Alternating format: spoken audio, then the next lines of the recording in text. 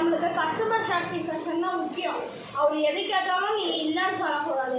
அவங்க எது கேட்டாலும் நீ அவங்களுக்கு ரெடி பண்ணி தரணும். அப்போ தான் அவனுக்கு சம்பளம். சொல்லிட்டீங்கல்ல, இப்போ பாருங்க எங்கே யாரையும் காணோம். சொல்லுங்கள் சார், என்ன சாப்பிட்றீங்க? பர்கர் இருக்கா சார்? இங்கே வடை, பூரி, பொங்கல், அப்புறம் லஞ்சுக்கு பார்த்தீங்கன்னா சாப்பாடு அது மாதிரி தான் இருக்கும். பர்கர்லாம் அவங்க கிடையாது சார். பீஸா வச்சுருக்கா சார்? நான் இப்போ தான் சொன்னேன், இங்கெல்லாம் அதெல்லாம் விற்க மாட்டோம் சார். வெறும் வடை, இட்லி, பொங்கல் அதுதான் சார் இருக்கும். ஏன் தான் ஹோட்டல் பண்ணணும்? அப்போ மேனேஜ் கிட்ட ஃபஸ்ட்டு கம்ப்ளைண்ட் பண்ணுறேன். மேனேஜர் என்னையா ஹோட்டல் நடத்துறீங்க? எது கேட்டாலுமே அந்த சேவ் பாய் இல்லை இல்லைன்னு சொல்கிறாரு. இருங்க சார், நான் அவனை கூப்பிட்றேன். சேவ் பாய் சொல்லுங்கள் சார்.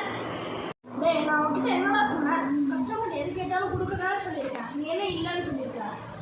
அவர் என்ன கேட்டாலும் உங்களுக்கு ஃபஸ்ட்டு தெரியுமா? அவர் பீஸா பர்கர்லாம் கேட்டுருக்காரு சார். அதெல்லாம் நீ கிடைக்காது சார். சார் உங்களுக்கு ஒன்று தெரியுமா? இவன் போன மாதம் தான் வந்து காசு இல்லாமல் நம்மளோட கிரைண்டரில் மாவாட்டி கொடுத்துட்டு போனான். ஃபஸ்ட்டு அவங்ககிட்ட காசு இருக்கான்னு கேளுங்க. அவன் தான் எதுவும் சொல்கிறான். அவங்ககிட்ட ஃபஸ்ட்டு சாப்பிட்ற காசு இருக்கா? சார் என்கிட்ட காசே இல்லை சார்.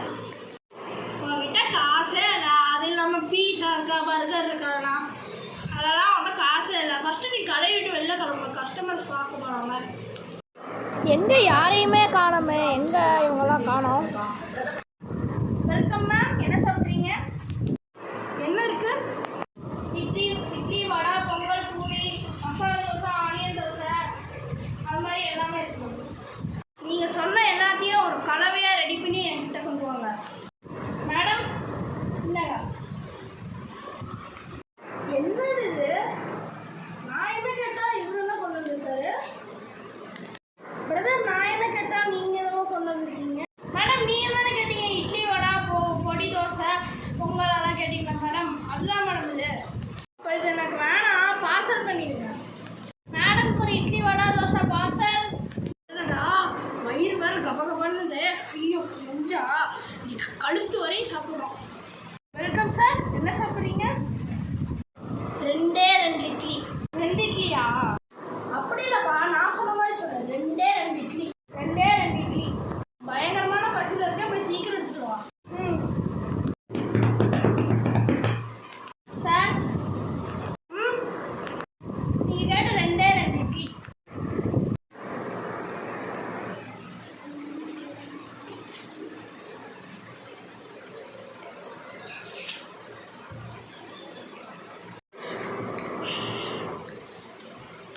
வேறு என்ன சார் வேணும்?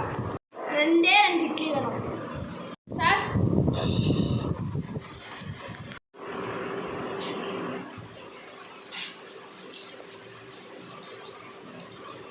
வேறு என்ன சார் சாப்பிட்றீங்க? 2 இட்லி மட்டும் கொண்டு வாங்க. Okay sir. சார் இந்தாங்க.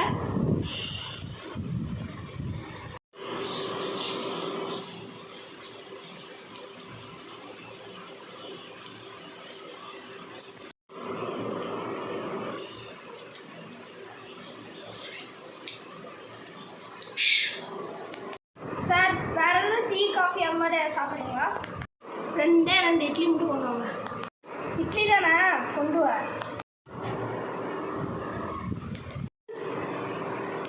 இல்லைண்ணா 330 ரூபா வருது. 2 இட்லி தானே சாப்பிட்டேன். அதை தவிர வேறு ஏதாச்சும் கேட்டேண்ணா சொல்லிட்டு 2 சொல்லிட்டு மொத்தம் 12 இட்லி சாப்பிட்ருக்கீங்க. 2 இட்லி தான் சாப்பிட்டேன். யாரை ஏமாற்ற பார்க்குறேன்? நீ நல்லா யோசிச்சு பாரு. கொடுத்த எனக்கு தெரியாதா? அப்போ நானா போய் சொல்கிறேன்?